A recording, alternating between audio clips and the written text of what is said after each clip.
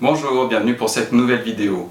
Hier, après avoir demandé de l'aide à nos proches pour nous signaler quand est-ce que nous nous dévalorisons, aujourd'hui on va leur renvoyer un peu l'ascenseur en les valorisant, en tout cas en essayant de les valoriser. On en parle juste après. C'est un exercice qui peut être particulièrement difficile pour tout le monde. Pourquoi? Eh bien tout simplement parce que bien souvent, et il me semble en avoir déjà parlé ou l'avoir déjà évoqué auparavant, on a l'habitude dans notre société, nous avons l'habitude de ne parler que des choses qui ne vont pas bien et de ne faire des remarques ou d'échanger que sur les choses qui ne vont pas. Du coup, on a du mal, premièrement, à entendre, accepter des compliments ou de nous signaler des choses qui vont bien.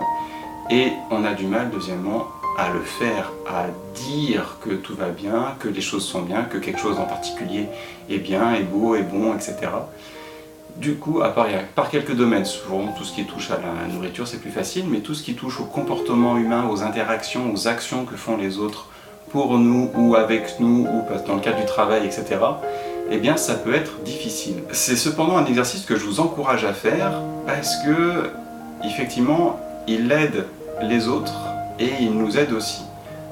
De mon expérience, j'ai commencé à faire ça suite à ma formation en programmation dans la linguistique. C'est marrant parce que j'en ai parlé hier aussi. Là j'ai pris conscience en fait que, effectivement, on ne dit pas assez à mon goût quand les choses sont bien, quand les choses nous plaisent. Et j'ai eu envie de le faire et du coup je le pratique toujours. Je le fais un peu moins que je le faisais au départ, et ne serait-ce parce qu'au départ en fait j'avais besoin de m'entraîner. J'étais parfois maladroit dans le fait de le dire, ça se tombait comme un cheveu sur la soupe de dire bah tiens j'aime bien ça, ou ça me plaît bien ce qu'on a fait, ou merci pour ce temps partagé. Et je voyais que les autres étaient un peu gênés, et c'est aussi parce que ma façon de le dire était un petit peu trop abrupte, un petit peu trop sortie du contexte, c'était pas très fluide. Et avec le temps en fait ça vient, et qu'est-ce que ça apporte? Eh bien ça apporte aux autres, surtout quand vous le dites avec sincérité, comment dire, du bonheur quelque part. Les autres sont contents que l'on reconnaisse la valeur de ce qu'ils ont fait, que l'on reconnaisse leur valeur. Et là on est bien dans le thème de la semaine qui est la valeur. En deuxième effet, qu'est-ce qui se passe? Au début, des fois les gens sont un peu gênés, ne savent pas trop comment réagir, etc.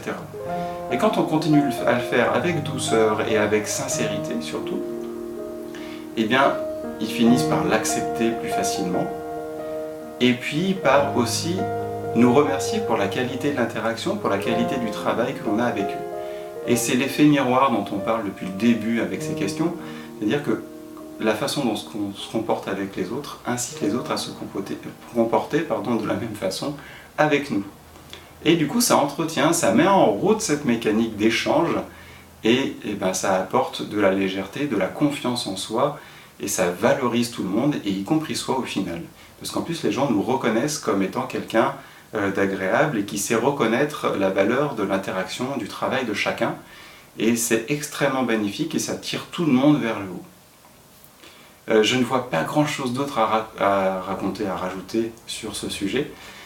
Du coup je m'arrête là, je vous souhaite une belle journée et surtout prenez soin de vous.